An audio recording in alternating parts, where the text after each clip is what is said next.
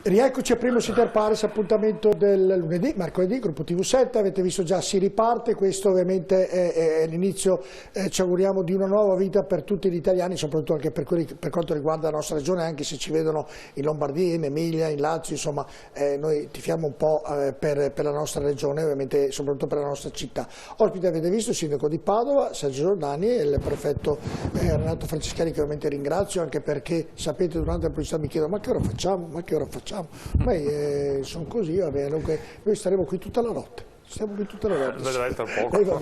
Sto scherzando ovviamente. Andiamo da Elisabetta in redazione. Elisabetta, ci sono novità? Allora, adesso ti porto in Michigan, a Detroit, ricordando che sono riprese anche le funzioni religiose.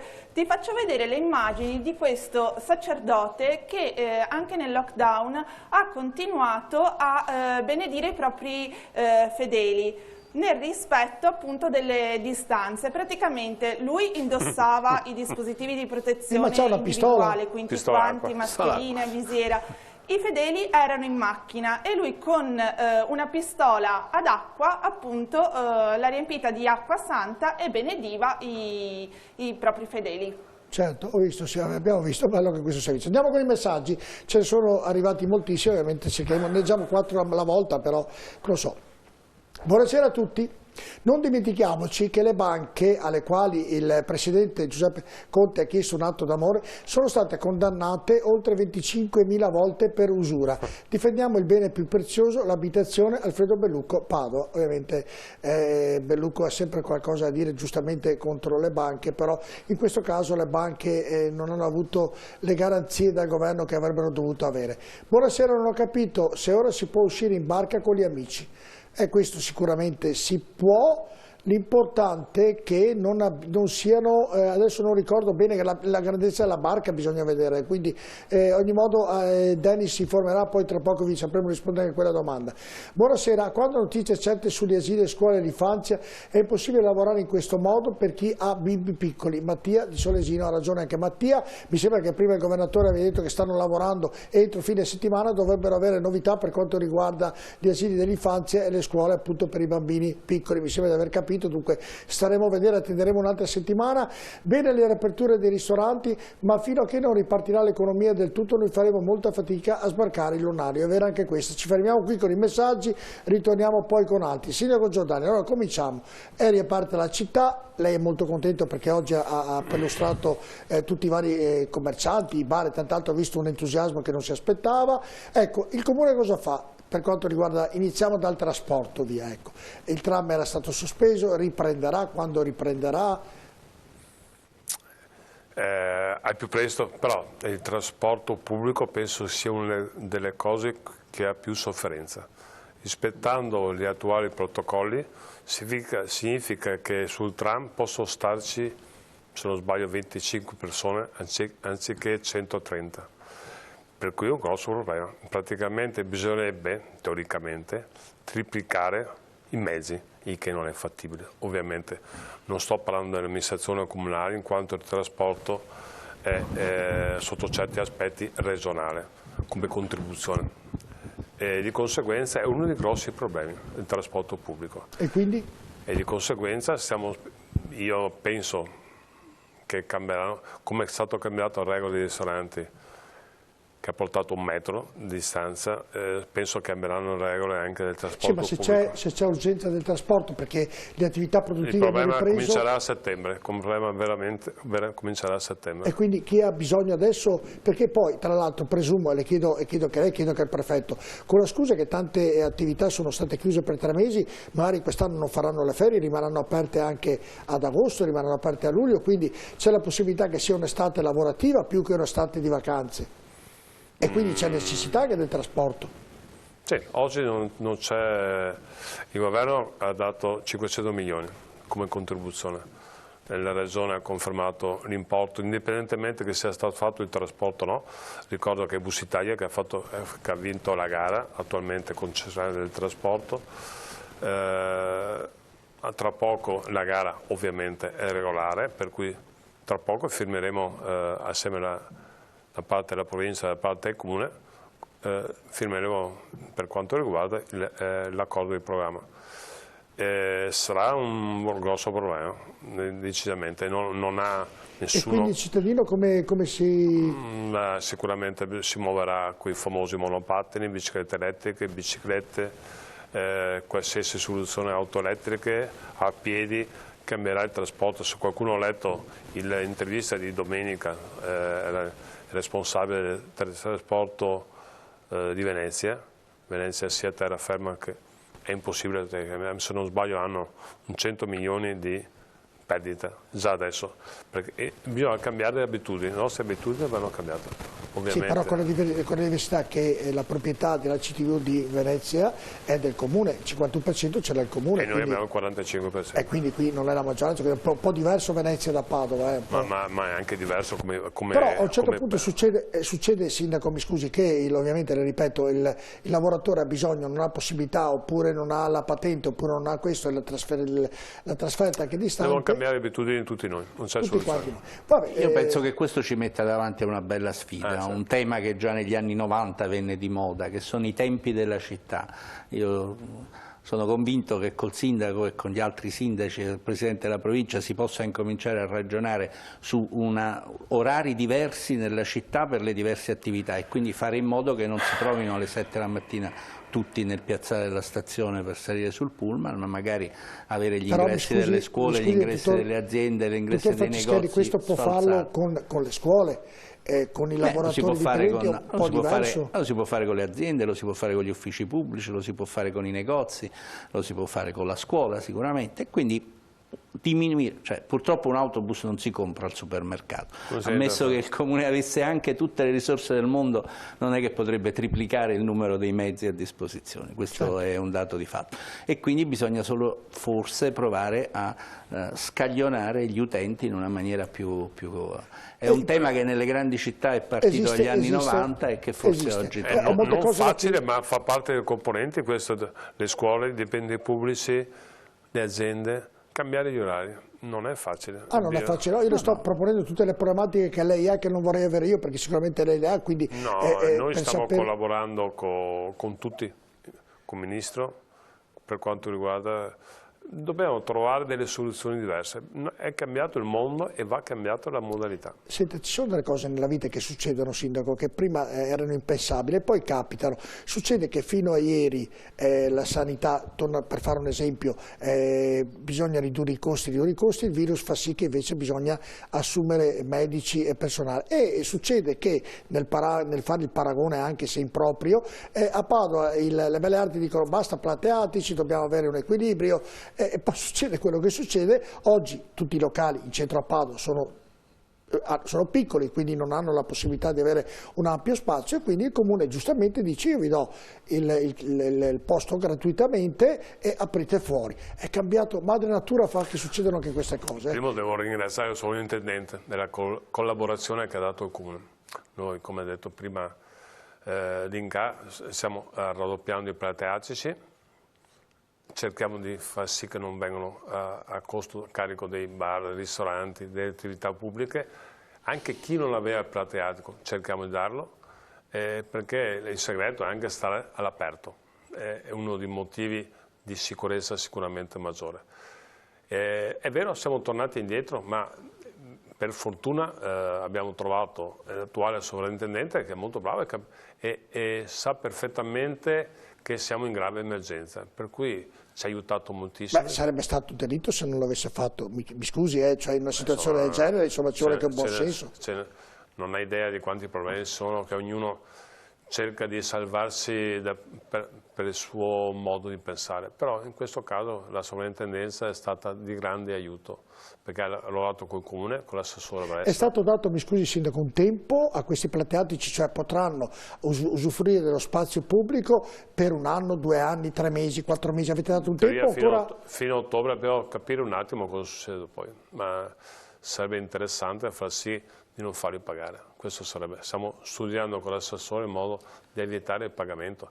Chiaramente noi siamo esattori di tasse, bisogna ricordarsi, per cui qualsiasi cosa facciamo dove è autorizzata in una certa maniera, per cui spesso volentieri dicono non far pagare questo, non far pagare l'altro. Non è così semplice, no, sono d'accordo, però assolutamente. Chi dovrà prendere queste decisioni? Nel caso di Plateazzi il governo ha corrisposto una parte, quasi 900.000 euro, qualcosa ci mette anche il comune, anche la tassa di soggiorno ha messo il governo in parte. È un problema di gestione totale. Il comune deve essere, l'amministrazione comunale deve gestire tutto, per cui vuol dire sociale, lo sport, qualsiasi cosa parla. Certo. E qualsiasi ha diritto di avere delle soluzioni, come io, come sindaco, chiedo al governo e chiaramente i concittadini chiedono al sottoscritto come sindaco ovviamente, e ognuno si sta dando da fare. Noi abbiamo una grossa fortuna a Padova, che collaboriamo tra tutti, c'è un sistema che funziona, ringrazio qui il prefetto, ma il questore, il presidente della provincia, al di là di tutte le piccole polemiche che poi nascono, ma con i comuni contermini, noi collaboriamo e loro collaborano con tutti noi. E questo è fondamentale per far sì che la cosa funzioni per quanto riguarda il rettore, la sanità pubblica. Certo. È molto più facile lavorare in Andiamo con maniera. ordine perché ho molte domande da fare. Allora, praticamente i plati attici, ne ho molti, sì, ne ho diverse. Allora, i plati attici, però tutte non difficili, mi creda. Dopo lo so, altrimenti lei si arrabbia. Allora, i plati attici... Ma non mi arrabbio mai, francamente. No, però... si arrabbia, sì, dico io, la conosco bene, si arrabbia, sì. E anche so cosa fa quando si arrabbia. Allora, i plati attici, il Comune ha detto giustamente... 50% di più. Ecco, e quindi potete aprire il 50% in più a costo... Posto che non vada a invadere proprietà private, sicurezza, cose stradali, ovviamente. Insomma, rispettando le regole. Esatto. Le strade devono rimanere aperte. Ovviamente le piazze dei signori, piazza all'erbe, piazza di frutta e Prato alla Valle, questa è una cosa particolare in cui con la sovrintendenza cercando di stabilire delle logiche molto chiare perché sono piazze importanti. Siete stati vicini in questo caso ai commercianti, questo bisogna darvene atto. Aprono i parchi, praticamente il fine settimana, mi sembra di aver capito, ecco. Che sicurezza mettete? Le dico perché, ho già sentito, vanno nei parchi i bambini, i contatti maggiori, i pericoli maggiori, vediamo in Francia oggi, sono tra i bambini, perché i contatti tra di loro non è che i genitori vanno al parco e tengono il proprio figlio vicino alla mano per non andare con altri bambini, perché i bambini sono asintomatici, quindi possono prendere, toccando a fare tutto quello che possono prendere. Quindi bisognerà che questi parchi siano controllati. Sono già controllati, sono volontari. Ecco, ma i volontari sono sufficienti a obbligare le persone a non avvicinarsi? Chiaramente è prima responsabilità dei genitori, chiaramente devo badare ai propri figli, ma possono delegare la sicurezza agli altri. Mi scusi se le interrompo, sindaco, perché magari un domani capita un problema e la colpa del sindaco che non ha messo un vigile lì. Allora cerco di capire se posso andare in sicurezza. No, Hai capito tutto questo? Non i vigili. Non possiamo utilizzare la polizia locale per queste cose, ovviamente posso dare un'occhiata, sorvegliare, ma abbiamo molti volontari, abbiamo un numero veramente importante di volontari che danno una mano, facciamo in tutto per controllare, chiaramente noi dobbiamo evitare gli assembramenti e che stiano vicino, chiaramente va a spiegare a un bambino di 3-4 anni se è facile fare questa cosa qua, è molto difficile, va da sé che il genitore deve vigilare, non c'è alternativa. Allora, appunto io dicevo, c'è qualche genitore che sa, quando ci sono le mamme che chiacchierano tra di loro, lasciano andare i bambini, vanno con altri bambini, io sto dicendo che magari non succeda quello che magari è meglio prevedere che non succeda, perché nella vita... Il genitore non può, rimane responsabile ovviamente. Perfetto. Se no si chiudono i parchi.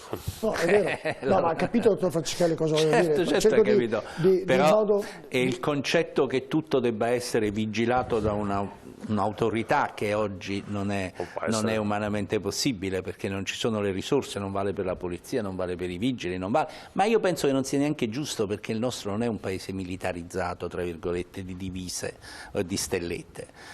Queste cose è buonsenso, cioè sono delle persone, il nonno vigile che fischia alla bicicletta viene rispettato anche se fa solo un fischietto, e nei parchi ci saranno con il senso di responsabilità, come sono al mercato, come sono anzi io penso che gli vada detto un gran grazie a chi sta facendo questo lavoro di collaborazione. Io cerco solo di prevenire... Non a caso Padova è capitale del volontariato, abbiamo una marea di volontari che aiutano non solo l'amministrazione comunale, aiutano la loro comunità, cosa molto È vero, importante. io le faccio questa domanda, perché sembra una banalità, poi tocchiamo fare, mi auguro non succeda nulla, speriamo. però dottor Francesca, succede qualcosa, è colpa del sindaco, è colpa del prefetto, e quindi Quello cerco di sempre, capire. Ovvio, e quindi- è naturale. No, vabbè, ma cerco di capire. Senta Sindaco, Ma io l'università... passo per la strada, faccio un esempio, passo per Padova andando ovviamente per il centro, tra casa e ufficio, c'è una parte di persone che mi dice ma perché non fate i controlli, perché non sanzionate, un'altra parte dice ma basta sanzioni, non fate più sanzioni, non fate... Dipende dai punti di vista. Noi come sicurezza stiamo facendo il massimo, ma veramente il massimo, come impegno dei volontari, la polizia locale, il questore, la questura, la finanza, stiamo dando il massimo come C'è un controllo. po' meno droga, Sindaco, in questo Prego? periodo, c'è un po' meno droga. Devo dire che l'attuale questore, assieme alla finanza, carabinieri, Guarda, le dico una cosa, si sta impegnando molto. domenica, le dico anche perché mi è capitato personalmente, sono andato in una, ho capito che delle cose che naturalmente non capivo, sono andato nella farmacia, quella in piazza della frutta che va verso Piazza dei Signori, sulla sinistra lì, sono andato a prendere delle cose per la mamma. Erano le 2, perché era di turno, domenica, e sono entrati 3, che si vedevano ovviamente che erano a prendere delle siringhe. 3 siringhe, e questi 3 avevano la mascherina giù e costavano le siringhe 45 centesimi. Ero presente con la farmacista e ne avevano 40 centesimi e ovviamente la farmacista le ha dato. Io gli dico alla farmacista, ma guarda, io ho detto io non gliel'avrei nemmeno data, cioè, perché già vederli così con la mascherina che non avevano erano un po'... E giustamente lei mi ha risposto, vede, ha detto, se io non gli do la siringa, a parte il fatto che non posso, devo dargliela, ha detto, questi si bucano con la siringa vecchia. E la siringa vecchia, ha detto, ovviamente fa dei danni come non solo. Questo per dire che nonostante le 2 del pomeriggio e nonostante tutto ci sono ancora purtroppo, anche se spariscono, questi che lei sta facendo assieme al prefetto, assieme al questore, una lotta terribile, non riusciamo purtroppo a farli smettere, impossibile. Perché ci sono i consumatori. Sono i consumatori. Piccolo La dettaglio. lotta si fa a chi la vende, non a chi la consuma, purtroppo. Però, Che chi la consuma spesso è un signore anche in giacca e cravatta come me, vero, quindi la stessa risposta si no, nasconde hai molto. capito, dottor, sono rimasto un E in un attimino... periodo di lockdown abbiamo notato che il delivery non lo facevano solo i ristoranti, ma lo faceva anche Tutti quanti. qualunque altro fornitore di commercio. Pensa a te. Vabbè, detto questo era per fare presente una cosa che mi è capitato domenica. Senta, l'università è chiusa, prima diceva il dottor Francescani, e riaprirà. Nel riaprire l'università aumenta un movimento importante perché oggi i giovani hanno fatto un sacrificio terribile, rimanere in casa, quindi riaprirà. Temete questa riapertura? Avete preso delle iniziative in virtù quando riaprirà soprattutto l'università a Padova che ha 60.000 ragazzi? 61.000 studenti che per Esatto. Padova sono una cosa importantissima. Con il correttore stiamo cercando di capire tutto quello che si può fare per far sì che riprenda al più presto. Va da sé che è cambiato un attimo la logica tipo smart working, è cambiata anche la logica del studio, per cui io mi auguro, molto spesso i miei concittadini protestano per gli studenti perché magari fanno schiamazzi notturni, sono giovani, per cui sono un po' diversi dall'età sua, per cui... Hai capito, dottor Francescani? Per cui protestano, però io invito i miei concittadini a pensare cosa sarebbe Padova senza questi 61.000 studenti. Ma non le preoccupa sotto l'aspetto economico, questo gli futuro, affitti. questo futuro che faranno lo studio, gli esami da casa, quindi la città avrà meno economia, perché può succedere secondo me ritornano tutti, perché primo a Padova stanno bene, secondo è ben diverso studiare a casa o studiare assieme agli amici.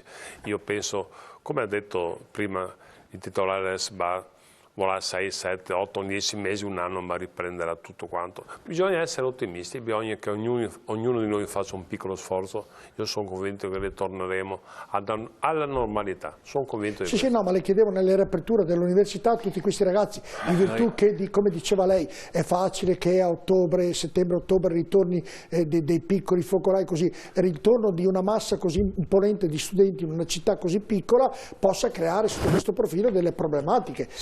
se avete fatto delle precauzioni, se ci saranno piccoli focolai, vanno fatte le operazioni chiuso, cinturato immediatamente, quindi il professor Crisanti va isolato immediatamente in modo tale che il virus non si diffonda. Quindi non ci sono alternative.